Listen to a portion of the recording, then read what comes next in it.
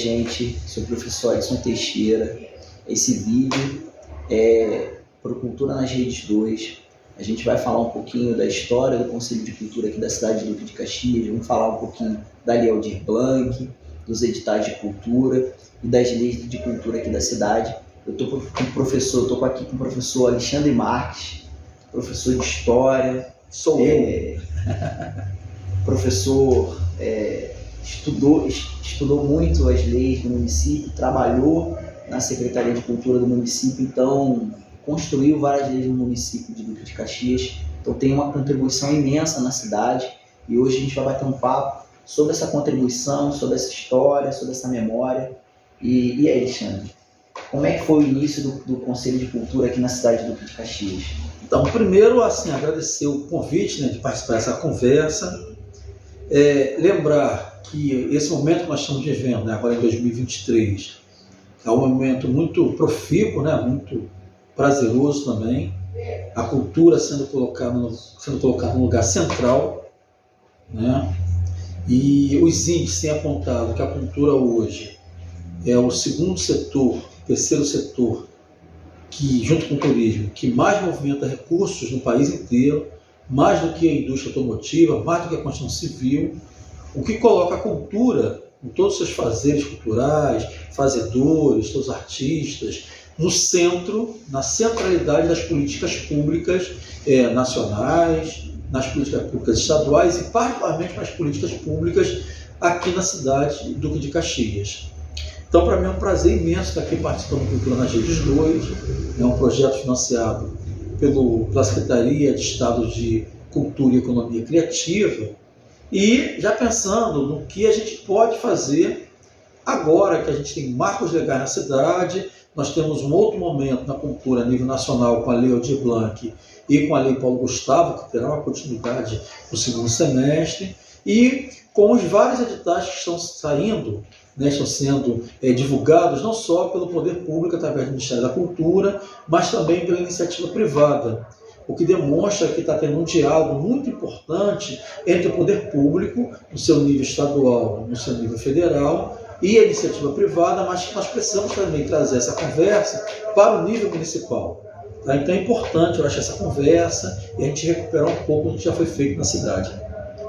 É isso, queria saber contigo, você que é um cara que participou da concepção, da estruturação, da lei do Fundo Municipal aqui de Duque de Caxias, do próprio Conselho de Cultura. Então, nessa discussão, eu acho que mais importante do que falar basicamente das leis é pensar na concepção que essas leis trazem, Sim.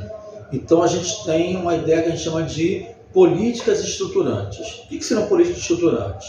São políticas para melhorar a política pública que já existe em relação à cultura.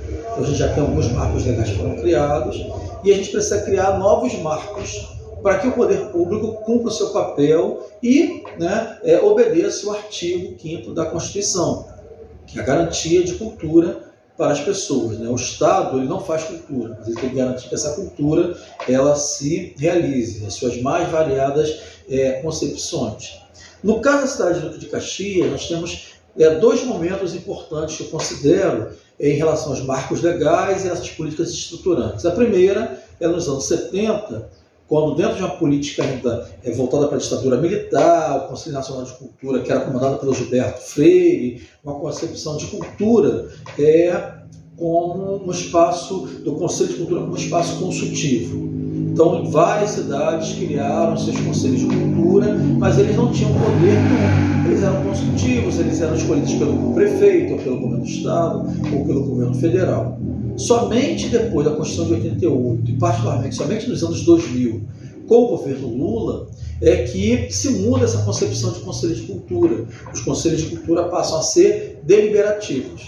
Eles não são gestores, eles não são ordenadores de despesa, mas eles contribuem com o poder público, orientando o poder público onde deve ser aplicado o dinheiro, os recursos da cultura, e fiscalizam as ações do poder público em relação a essas culturas. Então, Caxias aí é fundamental. Caxias foi a primeira cidade da Baixada Fluminense a ter um conselho de cultura, em 1990, uma Secretaria de Cultura, né? Então, a primeira Secretaria de Cultura criada na Baixada Fluminense foi em Duque de Caxias, em 1992, e de lá para cá se construiu uma série de políticas públicas, através da legislação, que garanta hoje o que a gente está fazendo. Uma outra coisa também importante foi a Lei Orgânica Municipal, né? Então, a Lei Orgânica Municipal, ela cria atribuições, determina atribuições, não só para o poder público, para a Secretaria de Cultura, mas também para o Conselho. Então, desde 92, né, a cidade tem atuado na criação de leis, né, os marcos legais que nós costumamos chamar. Mas somente depois de 2003, né, que essas leis passam a ser impositivas, ou seja, o governo tem que cumprir essas leis.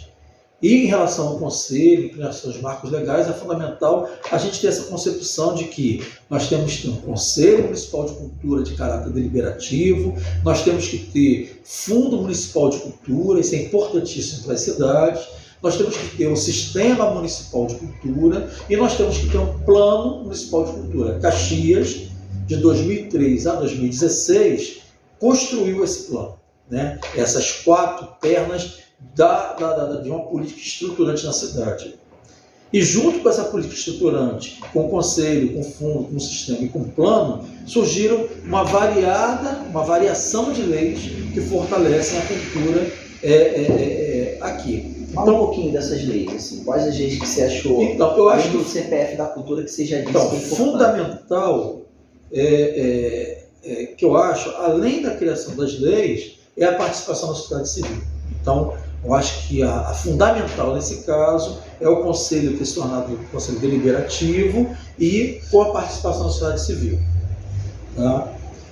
Nós temos assim, um conjunto de leis municipais que garantem os fazedores de cultura manifestarem as suas ações, né? Tem, por exemplo, as leis que criam os dias, o dia do hip hop, né? A semana do hip hop na cidade, a semana da cultura, que é junto com o Dia Municipal da Cultura, que é no mês de março, em homenagem a Barbosa Leite. Nós temos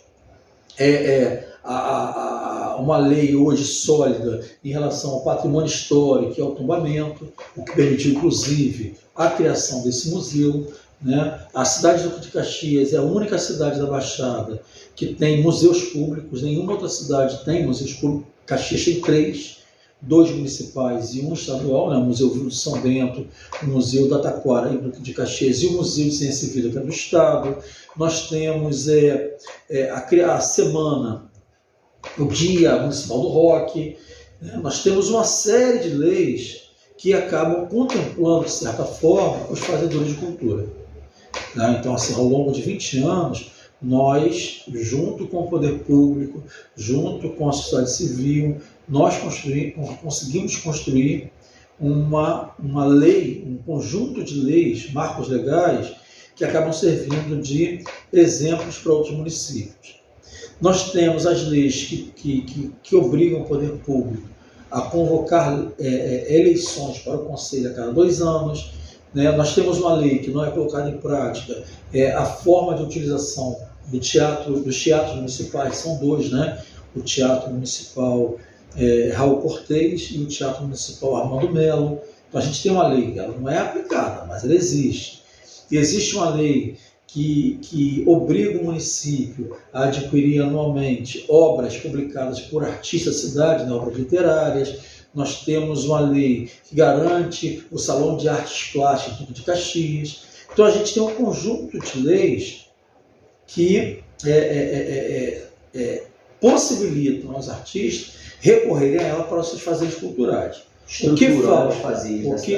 que falta é que a sociedade civil se organize de forma que o Estado cumpra essas leis. Né? Então tem algumas preocupações quando surgem vereadores, surgem pessoas do poder público, executivo, legislativo, pensando em criar leis. Primeiro, não se cria lei sem conversar com quem está fazendo a cultura. Né? E a outra coisa não adianta criar leis, e uma que eu critico muito, que é o tombamento do terreno de José Gomeia. Critico, acho que é importante, mas eu critico o limite dela porque você tomba algum bem, mas você não ordena despesas para aquele bem. Né? Então, quando eu vejo, a gente dialogava com o pessoal do hip hop, o dia do hip hop é bacana? Tem que ter a semana do hip hop? Tem. Mas onde está escrito que o poder público tem que investir recursos ali de alguma forma, né? Então você acha que uma falha em todo esse arcabouço de leis que você apresentou é não dotar, não ter dotação orçamentária, não dar instrumentalidade para que ela seja justamente isso, porque só a lei por ela mesma não garante que aquela manifestação vai acontecer. Vou dar um outro exemplo. É quando tem a Semana de Tradições e Artes Negras Contemporâneas de Caxias.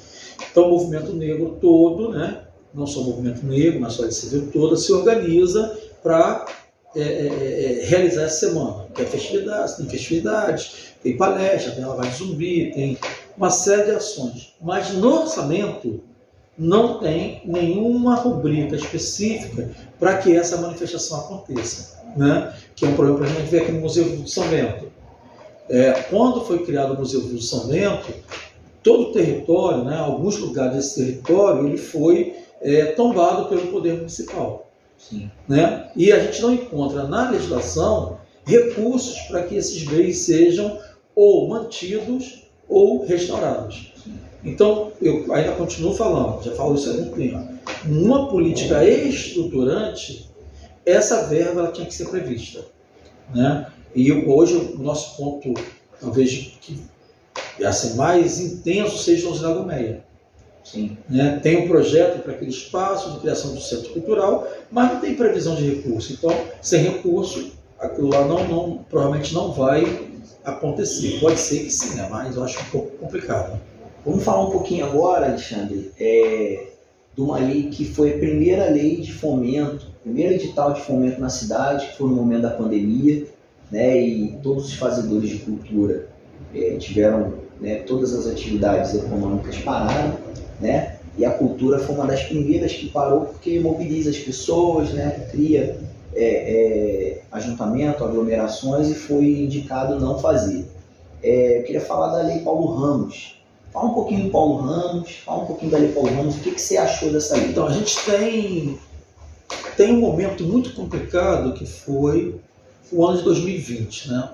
O ano de 2020 nos deu algumas lições, tanto no campo da cultura, né, quanto no campo da política partidária, disputa de poder. Né? Ela desvendou uma série de pessoas que a gente não imaginava em qual campo político essas pessoas estariam. Então, se tem alguma coisa positiva no campo político desse momento, desse governo que passou, foi desvendar as pessoas que se diziam militantes de causas sociais e caíram à marcha. São pessoas que definitivamente eu não quero conviver. Né? Porque são pessoas que não estavam em campos políticos opostos a nós. São pessoas que defendiam o nosso fim. Né? Então essas pessoas não têm convívio com elas. Tá? A outra é o setor da cultura, especificamente. Tá? Eu acho que também teve algum benefício esse momento. Por quê?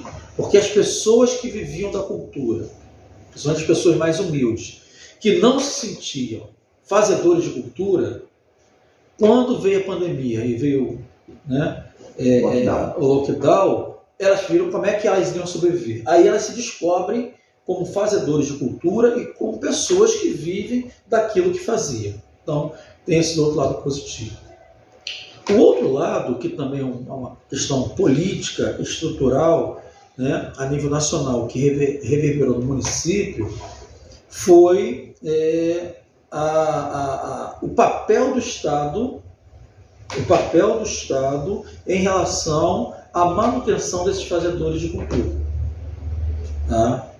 E aí, de novo, foi aí que algumas pessoas que faziam cultura perceberam que aquele governo que estava naquele momento tinha muita preocupação com esses fazedores. Tem a discussão da Lei OAD, do recurso que chega na ponta, do auxílio emergencial que alguns fazedores de cultura não conseguiram receber, enfim. Então tem essa conjuntura. Mas também tem uma outra que eu acho que também foi muito positiva. Tá? Desde quando começaram os problemas de 2013, eu estou retomando isso lá na jornada de julho de 2013, O único setor que se manteve organizado, defendendo causas sociais, defendendo uma maior democratização do Estado, defendendo uma série de coisas que para a gente estava cristalizando, foi o setor da cultura. Os sindicatos se movimentaram muito pouco, né? E aqui é uma crítica. Nós tivemos 7 anos de Temer até o Bolsonaro e a gente não houve mobilização, praticamente não houve mobilização sindical, por uma série de motivos. Tá? Então agora, no governo novo, há toda uma mobilização. O setor empresarial também ficou paralisado, o setor comercial ficou paralisado. Então o único setor que continuou em militância constante durante quase 10 anos, ou melhor, quase 10 anos, 9 anos, foi o setor da cultura. E sem uma organização orgânica, no sentido de ter um partido, de ter uma associação, foi um movimento plural que daí é o reconhecimento desse governo agora, né? Os fazedores de cultura, eles mantiveram essa organização durante esse tempo todo. E isso acabou repercutindo na Lei Aldir Blanc, né? Há de ressaltar que a Lei Aldir Blanc é uma conquista dos deputados progressistas, dos deputados principalmente de esquerda. Não tem grupos de direita que hoje se apresentam que defendiam a Lei Aldir Blanc, né? Porque eles achavam, primeiro, que não tem esse dinheiro que era da cultura, não tinha que chegar na ponta, é uma discussão antiga. E a outra que houve toda uma discussão centralizada na Lei Rouanet. E a outra é que eles não encontraram nessa Lei Aldir Blanc um mecanismo em que eles pudessem tirar algum benefício.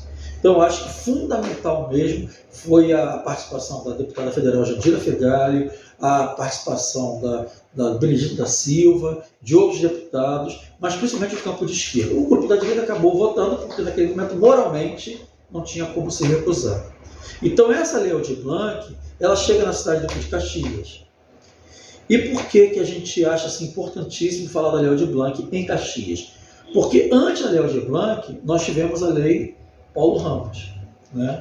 Então, quando chega a Lei Aldir Blanc na cidade, a cidade já estava organizada em cima do edital que foi feito anteriormente com a Lei Paulo Ramos. Paulo Ramos, uma figura que marcou a cultura da cidade, um artista plástico, um cara holístico, né?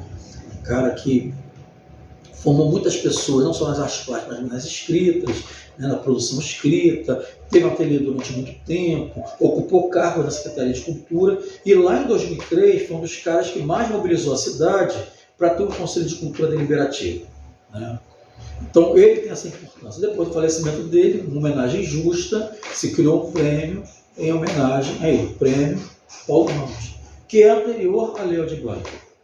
Então, quando a Lei Aldir Blanc chega na cidade, já tem uma lei, um edital, que já tinha direcionado as fazendas de cultura a recursos. Não eram muitos, mas era naquele momento possível. E, de novo, voltamos para os marcos estruturantes. Tanto para a Lei Paulo Ramos funcionar, o edital, quanto para a Lei Aldir Blanc funcionar, foi necessário que tivesse anteriormente toda uma produção legal. Então, Caxias, ao contrário de Nova Iguaçu, Belfort Roxo, Magé, Nilópolis, São João, Magé, quase toda a cidade do Rio de Janeiro, com exceção de Niterói e da capital, Caxias era a única cidade que tinha todos os marcos legais para fazer esses recursos chegarem na ponta. Quais são os marcos legais? Não, justamente esse CPF, né? Ter um conselho de cultura, ter um plano municipal de cultura, ter um fundo municipal de cultura, está inserido no Sistema Nacional de Cultura. Caxias fez o dever de casa direitinho e não foi nesse governo, do Washington. E essa discussão já vem pelo menos desde 2003.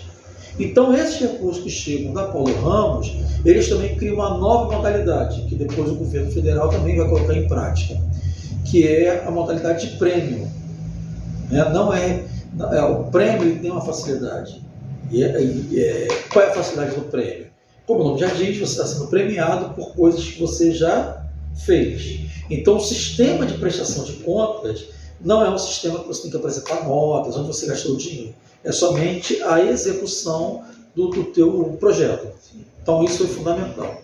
A outra coisa fundamental no Paulo Ramos, né, essa questão da premiação, foi o início do cadastramento. E isso foi uma surpresa. Tem uma questão que eu discuto muito na cidade, é que Barbosa Leite, Paulo Ramos, Beto Gaspari menos, Beto Cavaco, Solon Trindade, Chiquinho Maciel, os fazedores de cultura mais conhecidos da cidade, e hoje eu coloco a Clara, já conversei isso com ela, com Prates, com HB, eles enxergam a cultura somente no primeiro distrito. Então a cidade é muito grande e toda a política pública que não atenda a cidade toda, ela não vai contemplar quem está longe do centro, né, desse centro político, né? Então eu defendo, né, desde quando começaram essas políticas estruturantes, que a cidade ela olhe, né, com maior cuidado não só os aparelhos de cultura públicos, né, mas também como é que esses recursos públicos eles são pulverizados na cidade. Descentralização. Então o mapa cultural que foi feito com Paulo Ramos, depois com Aldir Blanc e agora com a Paulo Gustavo, está demonstrando que essa cidade é muito mais rica do que somente aquilo que acontece no primeiro distrito. Tem uma discussão que eu acho que é fundamental nós colocarmos, principalmente ano que vem, que é um período eleitoral, tá? Porque esse momento a disputa é pela verba pública, como é que ela vai ser distribuída, os editais. Mas tem uma questão que é fundamental, que eu acho que é a educação. Né? Eu sou da educação, sou professor da rede pública. Ela deixou um pouco de lado, os movimentos sociais da cidade deixaram um pouco de lado, e que a cultura tem que ficar atenta para isso. Já está acontecendo isso. A nossa lei orgânica municipal, ela prevê recursos a ser aplicado na educação, recursos municipais, a ser aplicado na educação, a ser aplicado na saúde, a ser aplicado na cultura. Tem lá, né, a responsabilidade da prefeitura com os recursos e como é que esses recursos têm que ser distribuídos de acordo com as secretarias. Então, a lei Paulo Ramos, a lei Aldir Blanc e a lei Paulo Gustavo encobriu uma discussão que a cidade tem que retomar. Qual é a discussão? E o Ministério vai colocar isso agora em pauta. Recurso do orçamento federal para a cultura, 2%. Recurso do orçamento estadual para a cultura, 1%. Recurso do orçamento municipal para a cultura, 1%. Então eu vi o orçamento da prefeitura para o ano de 2023, o orçamento é em torno de 3 bilhões e 800 mil. Não, bi. Então, bi e depois milhões, né? Não. A cidade, ela arrecada por ano, né, 3 bilhões e 800 milhões de reais. Se nós trabalharmos com a lógica de 1% desse valor para ser aplicado na cultura, sim, a gente não vai precisar, claro que sempre precisa, mas a gente não vai precisar ficar discutindo, como estamos fazendo, a lei Aldir Blanc e a lei Paulo Gustavo. Porque nós teremos um recurso municipal a ser aplicado no setor que é fundamental, que é o setor da cultura. Sim. Que emprega, que gera emprego. E os fazedores da cultura esqueceram dessa discussão. Hoje nós não pressionamos mais a secretaria para que ela aplique o seu orçamento no campo da cultura. A gente não tem essa discussão. A gente não tem essa discussão nem com o poder público, executivo, né, com a secretaria e com o prefeito, e a gente não tem essa discussão com a Câmara de Vereadores, principalmente com a Comissão de Cultura. Ou seja, quando se discute o orçamento, tem que se reservar recursos para a área da cultura. Quando o André de Oliveira foi secretário de Cultura, e era o último ano do governo do Alexandre Cardoso, nós colocamos todo o orçamento, a previsão era essa, todo o orçamento da Secretaria de Cultura, todo o orçamento da Secretaria de Cultura no Fundo Municipal de Cultura. Todo. O orçamento que o ex-prefeito Alexandre Cardoso deixou no último ano do seu governo, da cultura foi feito por nós, eu, André Beto, mais algumas pessoas, nós destinávamos todos os recursos, que era em torno de 0,26% do orçamento. Todo seria destinado para o fundo, e esse fundo sendo administrado pelo gestor da pasta e sendo administrado pelo Conselho de forma paritária. Uma outra questão que a cidade não está discutindo, que é um outro marco legal que indica para onde a prefeitura tem que caminhar, e a gente não vai discutir agora, que é a ansiedade pela Lei Paulo Gustavo, pela Lei Paulo Ramos é muito grande, é o Plano Municipal de Cultura. E o que seria o certo? A Secretaria de Cultura não podia fazer nada que não estivesse no plano. Mas os fazedores de cultura e o próprio Conselho não discutem o plano. Sim. O plano já está em prática há quase 20 anos. Isso. E ele não é discutido. Não tem medidores sociais. Fala um pouco da lei do plano. Não tem medidores sociais para ver o que no plano foi aplicado ou não. Bem, nós temos sobre o plano, né? Na verdade a gente tem um conselho. Isso. Esse conselho, ele realiza eleições a cada 2 anos. Então, a cada 2 anos o conselho é renovado. Sim. Né?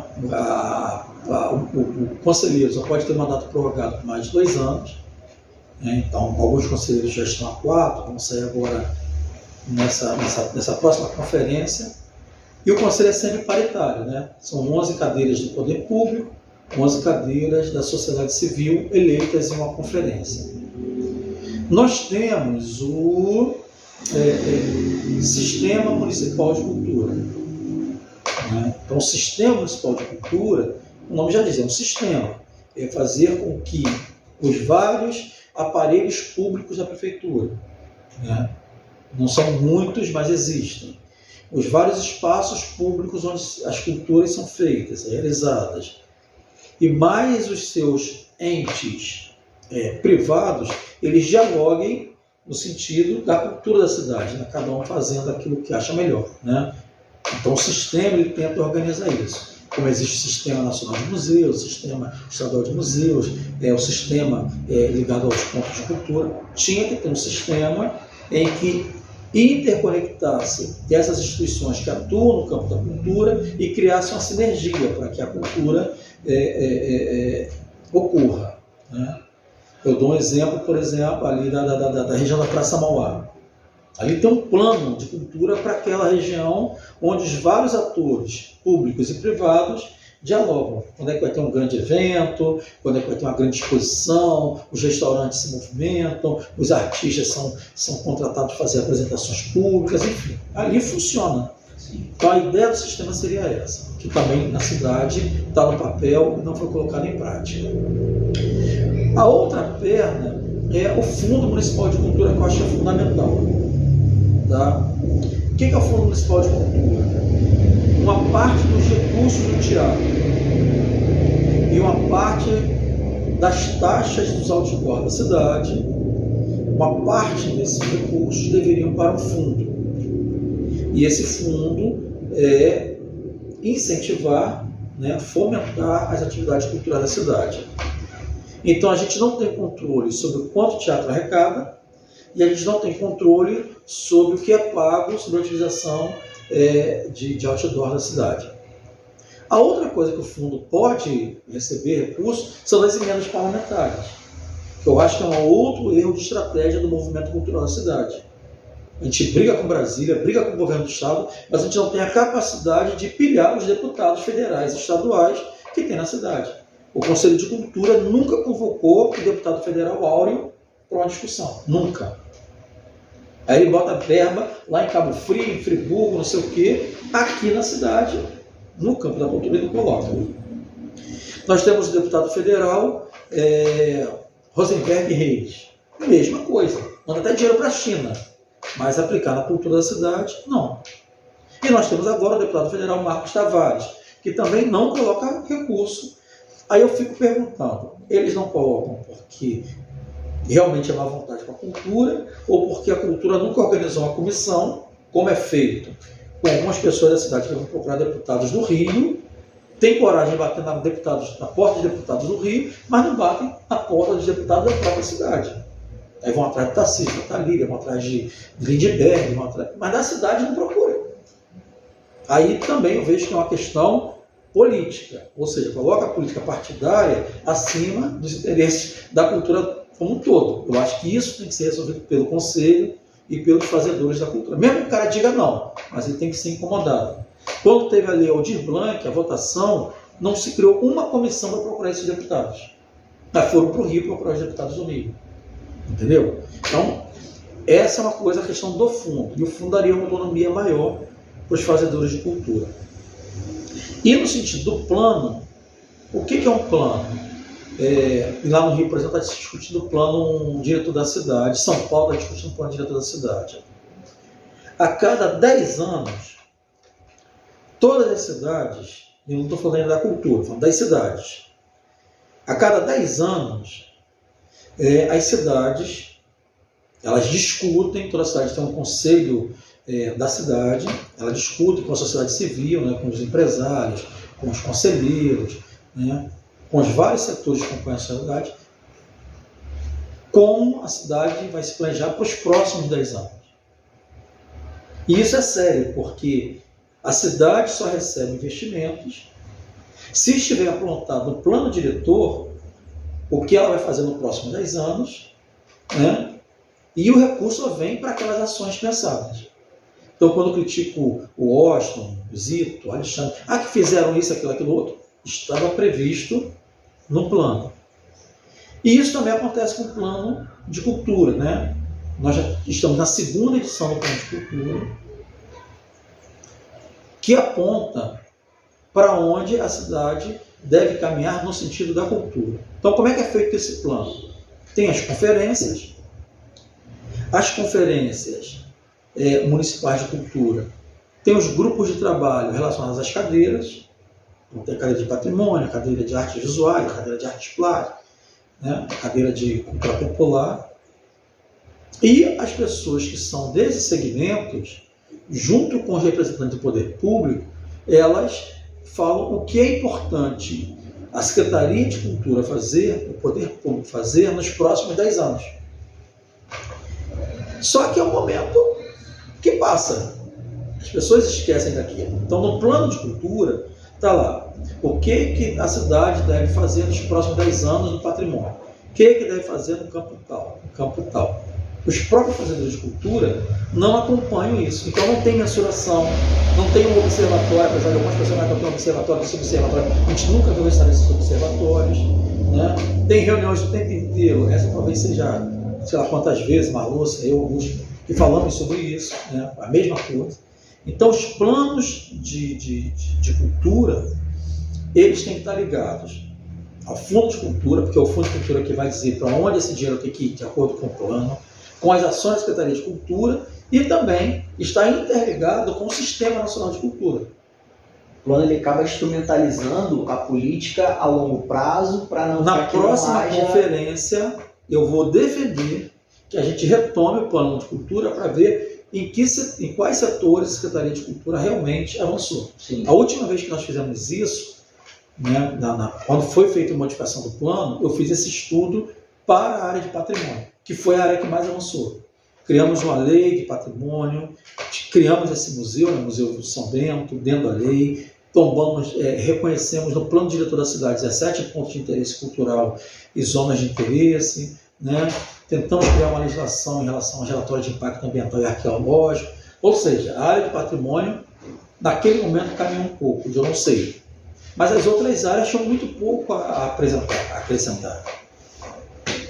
Pelo que eu entendi, o plano ele é um instrumento importante para que a política de cultura municipal, ou estadual ou federal seja uma política de cultura de Estado e não de governo, né? Que seja substanciado, construído, que seja participativo, quer dizer, os fazedores de cultura da cidade olham para o horizonte e dizem onde a gente quer estar daqui a 10 anos na cultura da cidade, é isso? Sim. E tem uma coisa que é fundamental. Não existe política pública séria se ela não pensar na continuidade.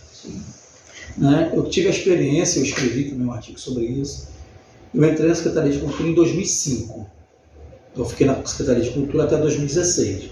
Era da Educação e fui cedido para a Cultura. Então eu fiquei na Secretaria de Cultura há 11 anos. Então em 11 anos eu trabalhei, né, com 9 secretários de Cultura. Então em 11 anos nós tivemos 9 secretários de Cultura. Por incrível que pareça, quase um por ano. Quase um por ano. E aí não tem como fazer política. Como é que faz política em um ano? Mas aí que é a importância do plano municipal de cultura. Sim, sim. Porque independente do secretário que entre, do secretário que saia, o norte da política Já pública está colocado ali. está no plano de cultura. Então, se o secretário não segue o plano municipal de cultura, ele tem que ser questionado. Sim. Entendeu? Então, esses marcos legais, eles também servem como parâmetro. Na Secretaria de Cultura ainda tem um outro problema que é sério. Que o movimento cultural também, ele não se mobiliza em relação a isso. Né? Quando, no governo do Alexandre Cardoso, nós fizemos um mapeamento de quantas pessoas trabalhavam na Secretaria de Cultura. Em todos os aparelhos, né? Na Casa Brasil, no teatro, nos 2 teatros, no museu, enfim. Na Secretaria de Cultura, tinham 103 pessoas trabalhando. 103. Né? Aí, de novo, vem um problema do primeiro distrito. Que as pessoas que moram no primeiro distrito, sua maioria, acham que a cultura é só a secretaria. Como não roda a cidade, não vê os outros aparelhos. Tem a biblioteca em Xerém, a biblioteca de Jardim Primavera. Né? E desses 103 funcionários, quantos eram concursados da Secretaria de Cultura? Nenhum. Todos cedidos de outras secretarias. Contratos. Ou cedidos. Os cedidos eram muito poucos. Uhum. Então, quando o secretário entrava, entravam 103. Não era isso tudo, mas generalizando. Quando ele saía de novo. Quando entrava, vinha um outro grupo. Então, dentro do próprio funcionalismo, ou dos contratados, não havia uma memória das políticas que estavam sendo feitas. Então, não tinha continuidade. Sim. Teve um momento, na transição do Alexandre para o Washington, que só tinha um funcionário público na secretaria toda, que era eu. Que era um absurdo. Sim. Né? Sim. Então, já aconteceu alguma vez, professor Alexandre, algum concurso de cultura? Então, é justamente isso. E essa discussão não é só uma discussão da cidade, é uma discussão estadual. Sim. E uma discussão federal. Mas como a política, a área da cultura hoje está na centralidade do poder, hoje é a área que mais reverbera a nível nacional. Fora depois do Ministério da Economia com a Haddad, o Ministério da Cultura com a Margareth Menezes hoje é o que mais reverbera nas redes sociais, em ações. E a gente tem que aproveitar esse momento para defender nos 3 níveis, federal, estadual e municipal, que os profissionais da cultura que atuam nos espaços públicos tenham um concurso. A Secretaria de Cultura de Caxias tem que fazer concurso. Imagina, Edson, quem estiver ouvindo, né? Se realmente a gente consegue 1% para a cultura na cidade. Se a cultura passa a receber 1% de 3 bilhões e 800 milhões. Imagina esse recurso cair na secretaria, em que não são profissionais qualificados para fazer a gestão desses recursos e nem acompanhar as diretivas, né, do que foi estabelecido no Plano Nacional, no Plano Municipal de Cultura e no Sistema Nacional de Cultura. Então, a gente tem que fazer essa discussão na cidade e eu proponho que já seja no próximo ano. Porque o próximo ano a gente vai ter uma conjugação de eleições para vereadores e uma conjugação também, uma eleição de vereadores e uma eleição para prefeito. Né? E esse prefeito ele vai ter que, os variados candidatos vão ter que discutir com esse setor, né? Que mobiliza, que trabalha, que gera renda, que gera recursos, gera circulação de bens simbólicos pela cidade, enfim. Eu acho que fala um pouquinho agora, professor, para a gente encaminhar para o final, a questão dos editais públicos. Qual a importância deles? O que avançou? Lá no início, né, só tem toda uma história voltada na cultura, o que mudou, se mudou para melhor ou mudou para pior, quero entender isso. Eu tenho uma visão, mas eu queria muito que eu acho que no campo da cultura, desde quando o Lula assumiu em 2003, se democratizou o acesso ao recurso. Não era muito. O Gilberto Gil, quando assumiu como ministro, ele iniciou uma prática desse recurso chegar na ponta, né, daqueles fazedores de cultura que não vivem do grande capital, das grandes empresas, não lembra disso. Então, se iniciou uma prática naquele momento que foi boa, que é o quê? Você possibilitar que as instituições, os coletivos, as pessoas que atuam na cultura acessem o recurso público através do digital.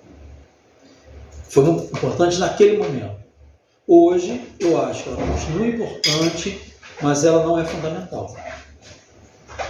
Porque se criou um ciclo, né? Se criou um ciclo de que as instituições só conseguem viver se tiver edital.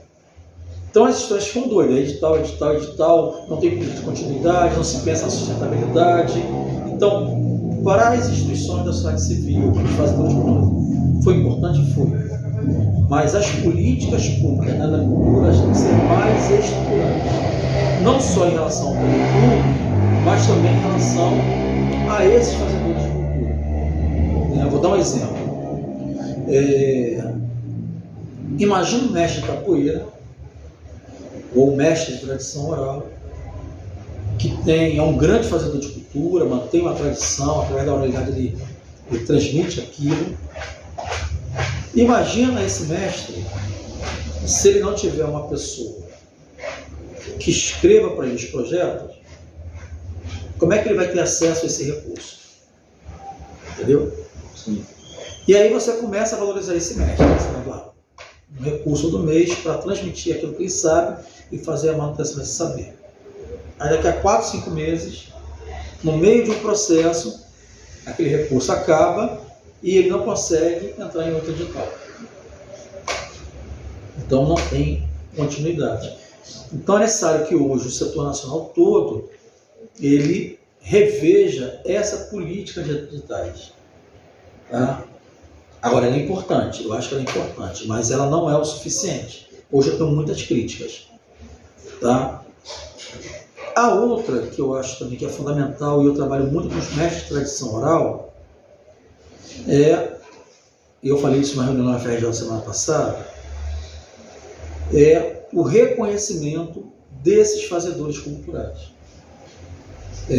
Principalmente os mais velhos, né, os mais antigos, são portadores de uma tradição. E o poder público e as universidades ainda cometem um erro de eles, o poder público e a universidade, reconhecerem esse mestre. E como eles foram reconhecidos e referendados por esse lugar, ele tem acesso a esse recurso. Mas tem um monte de outros que não tem. E muitas vezes esse próprio mestre aqui não é reconhecido nem mesmo pela sua comunidade. Então, dentro do campo da tradição oral, principalmente da tradição oral, mas isso vale também para o pessoal de artesanato, vale para o pessoal de folia, quem tem que referendar esse guardião desse conhecimento cultural tem que ser a comunidade. E aí o Estado tem que criar mecanismo para que a comunidade referende esse mestre. É um outro problema. E o outro problema em relação ao edital é que os fazedores culturais, em sua maioria, eles não são reconhecidos como profissão. Por exemplo, capoeirista não é uma profissão, mas o cara vive da capoeira, mas não é uma profissão regulamentada pelo Ministério do Trabalho. Né? Um zelador, um babalorixá, um iorixá, não é uma profissão, mas ele vive daquilo, para aquilo e daquilo. É a razão de viver. E está no campo da cultura. Então, quando vem o edital, muitas vezes não se consegue pagar a essas pessoas, destinar recursos para essas pessoas, porque não consegue fazer uma comprovação da atividade que ele faz.